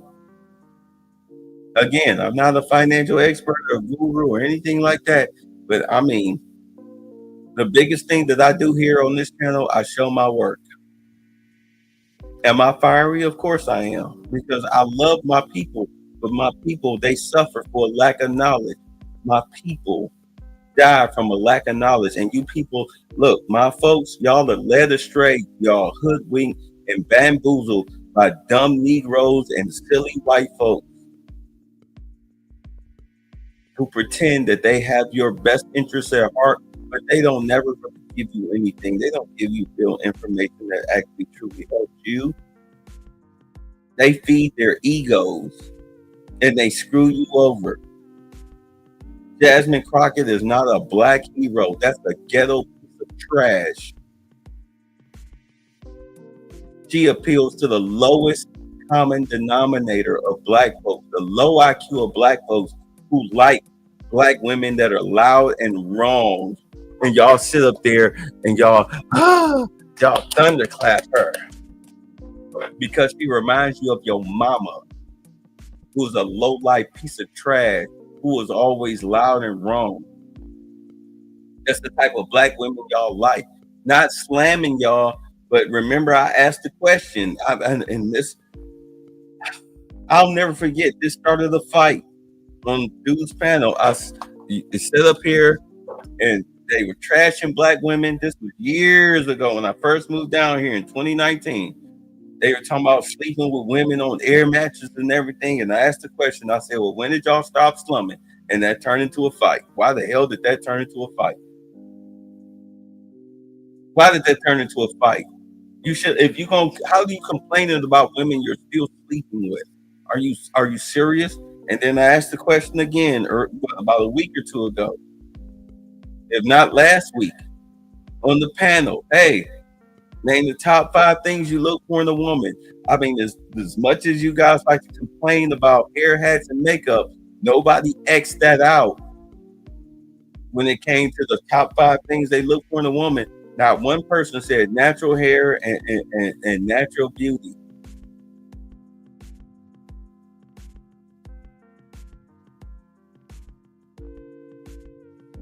I mean, that right there is a failure within itself, something that we as black men, we need to course correct.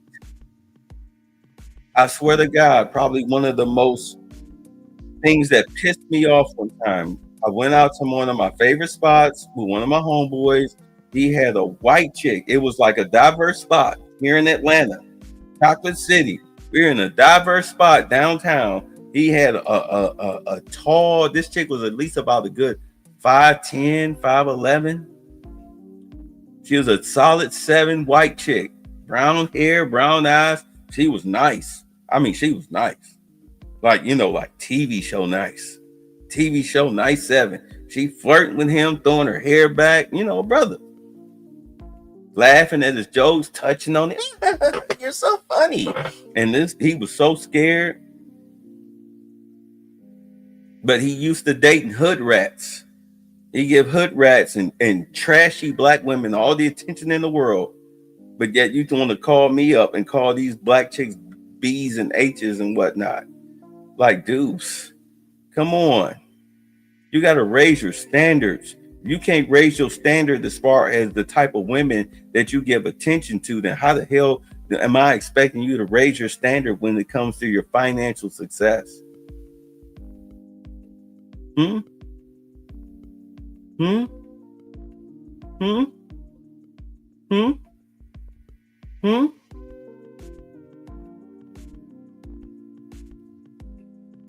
You see this studio? You know how many changes, how much money I threw away trying to get it to where I got the light beeping in the background and the blue background light and the pictures. You know how much money I screwed off trying to get the right combination, whole new desk, microphone, all this stuff, just to do this as a hobby to help you as Black men understand that, yo, there's more than life than just messing with Sharkeishas and Keishas and worried about who's racist. Having somebody feed your ego, that preacher mentality. I told Angry Man this years ago. I said, bro, you have to understand this. YouTube content creators in this Black sector, we're like the modern day preachers. People listen to what we say and they hang on to our every word. Some of these preachers are just preaching just to be heard. They do it to fulfill their ego. I don't do this for my ego. I do this to help. I'm just saying. You said demeanor of silence, natural beauty, brains of perception. Meet not slovenly for a start. Right. I mean, good Lord. I mean, how many times do I have to say, if you go to a chick's house, if you finally meet a chick that's a naturally beautiful, carries herself well groomed, well spoken, whatnot, you go to her house, her apartment is clean. Like I said, I'll give the kitchen, I'll give a bathroom counter and her dresser counter, her long dressers, I'll give that a pass. They're women. They have 10,000 freaking things on those counters. But if your bathroom is nasty as far as the toilet and the floor and the tub, your kitchen is nasty, your refrigerator's filled with takeout, you got bras and panties all over the floor, whatnot, you know, I'll give you a pass. Maybe you didn't know I was coming as far as bras and panties on the floor and everything. I'll give you a pass. But if I'm over there second time, third time, fourth time, and I'm seeing the same mess, and I don't feel comfortable taking my shoes off in your apartment, and you offer me something to eat or drink, and I don't feel comfortable eating or drinking anything out of your place because you are a slovenly bum. I see roaches, whatnot. You are ixed out. I don't even want the kitty cat. I don't even want to sleep with you. Not even with a condom on. I'd be too afraid I might catch something. I got to go. You say blue has a contemplative effect. Blue is really the color of trust, believe it or not. You say ring in the toilet, dingy tub. Yeah, dingy tub, doo-doo stains in the toilet. I mean, trash can full of takeout containers. You say scabies. I mean, come on. You walk in her bedroom, it smell like dude. It smell like a dude that's been in there. It smell like a man's room. You know you're dealing with a 304. You walk in a woman's apartment and it don't smell like lilac and flowers and cocoa butter and all of that stuff. You smell the lilac flowers. Man, if their apartment stink, what is you doing in there? Women, true women, care about their maintenance. They care about their image. You can tell when you deal with a fronting chick or not. You can tell. But maybe y'all don't, because a lot of dudes grew up without fathers. They grew up with hoe, ratchet, trashy, nasty, disgusting women as mothers. Your mama is a hoe. So they don't know the difference. They think that disgustingness is normal. I know. Are you kidding me?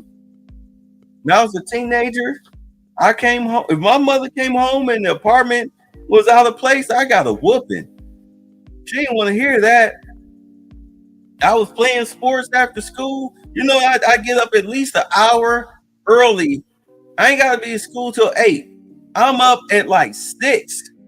She leave the house at 5:30 to get to work. I'm up at 6. Ugh. I'm vacuuming. I'm cleaning up, straightening up magazines. I'm doing dishes. What no dishwashers in the 80s, fellas. I'm doing hand wash dishes, everything. I'm getting stuff together. Got to a point too. Sometimes she come home, I done already cooked. Because I done came home from practice early. I get home from practice about 4:30. Keep in mind I was a kid. I'm frying the chicken. I done put the chicken out. I done pulled the chicken out. Before I left for school, put it in the sink. She come home, I done fried the chicken. I got the vegetables cooking. I'm cooking.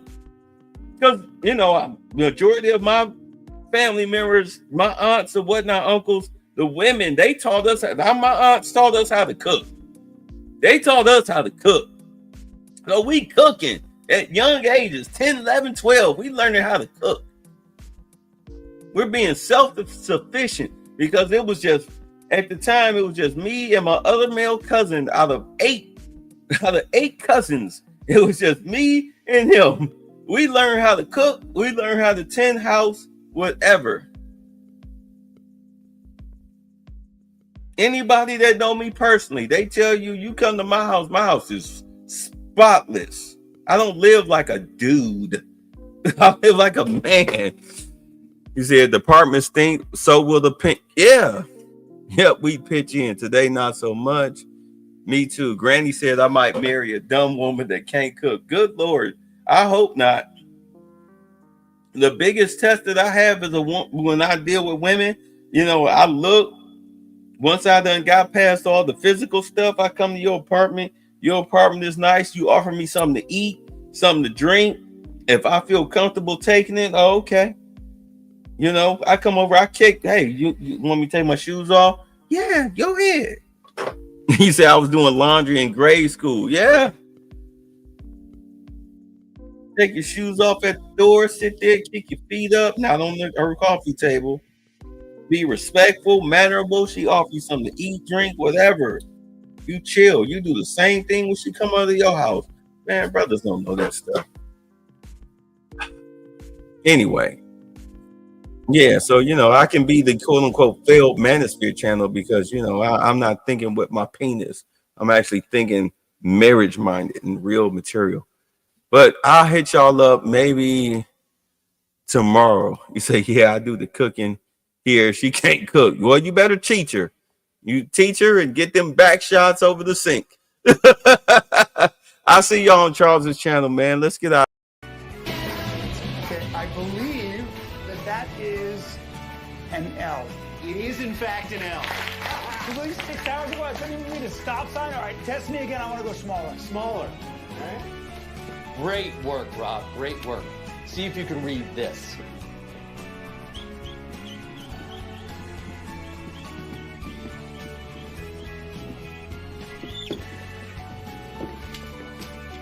You're fired. And in case your ears are fucked, get the fuck out! And the next person I see juggling, tap dancing, or baton twirling, or doing any other circus-like tricks will join him, all right? One strike policy applies. Now get back to work. God damn, that felt good.